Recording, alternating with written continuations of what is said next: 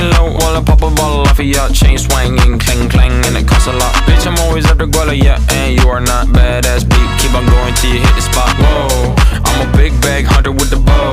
She got a big bed, number drop it low. Mama called me and she happy with the grow. Never ever fall for a thotty, that's a no. Assalamualaikum guys, kami dari kelompok 9 ingin mempresentasikan hasil makalah kami mengenai peradilan militer. Pengertian peradilan militer adalah menurut Undang-Undang Nomor 31 Tahun 1997 tentang peradilan militer, merupakan pelaksanaan kekuasaan kehakiman di lingkungan angkatan bersenjata untuk menegakkan hukum dan keadilan dengan memperhatikan kepentingan penyelenggaraan pertahanan keamanan negara. Dan kemudian masuklah kita ke latar belakang terbentuknya peradilan militer. Dibentuknya lembaga peradilan militer tidak lain adalah untuk menindak para anggota TNI yang melakukan tindak pidana dan menjadi salah satu alat kontrol bagi anggota TNI dalam menjalankan tugasnya sehingga dapat membentuk dan membina TNI yang kuat, profesional, dan taat hukum karena tugas TNI sangat berat untuk mengawal dan menyelamatkan bangsa dan negara. Dan kemudian masuklah kita ke landasan yuridis peradilan militer. Yang pertama itu Undang-Undang Nomor 39 Tahun 1947 tentang Kitab Undang-Undang Hukum Pidana Tentara atau Militer KUHPM. Yang kedua Undang-Undang Nomor 2 Tahun 1988 tentang Prajurit ABRI. Yang ketiga Undang-Undang Nomor 1 Tahun 1997 tentang peradilan militer, yang terakhir yaitu Undang-Undang Nomor 34 Tahun 2004 tentang Tentara Nasional Indonesia. Masuklah struktur lembaga peradilan militer. Yang pertama itu kepala atau wakil kepala pengadilan militer, bawahannya yaitu panitera dan sekretaris, yang dimana panitera terbagi menjadi 3. Yang pertama panitera muda hukum, panitera muda pidana, dan panitera pengganti. Yang kedua itu sekretaris, yang mana sekretaris juga mempunyai 2 bagian yaitu pertama kabak perencanaan dan kepegawaian, yang kedua kabak umum dan keuangan.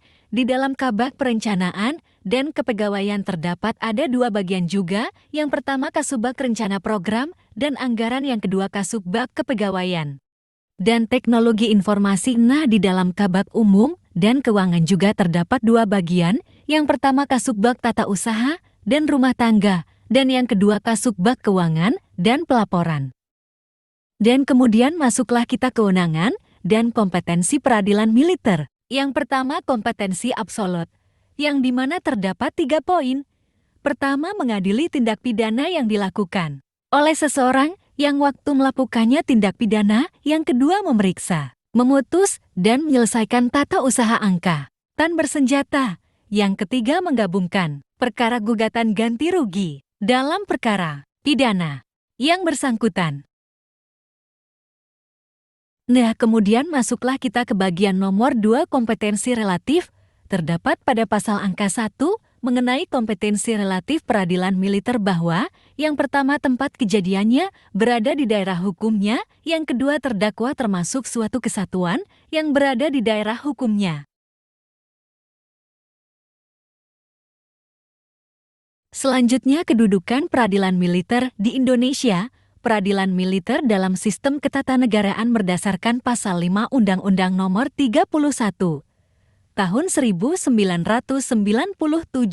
tentang peradilan militer berkedudukan sebagai pelaksana kekuasaan kehakiman di lingkungan TNI untuk menegakkan hukum dan keadilan dengan memperhatikan kepentingan penyelenggaraan pertahanan keamanan negara. Peradilan militer merupakan suatu sistem penegakan hukum di lingkungan TNI yang terdiri dari badan-badan yang mempunyai tugas pokok, fungsi, susunan, dan wewenang masing-masing sebagaimana diatur dalam Undang-Undang Peradilan Militer. Dalam perkembangannya peradilan militer tidak lagi bersama dalam posisi kekuasaan eksekutif. Hal ini terdapat perkembangan sistem ketatanegaraan menurut Undang-Undang Dasar Negara Republik Indonesia tahun 1945.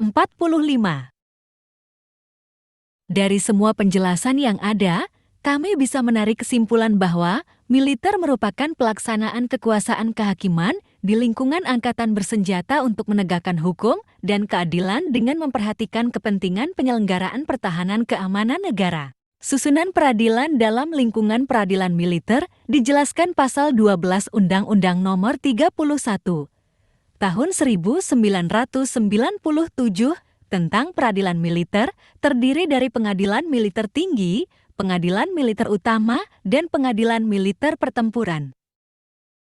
Terima kasih, semoga bermanfaat. Assalamualaikum warahmatullahi wabarakatuh.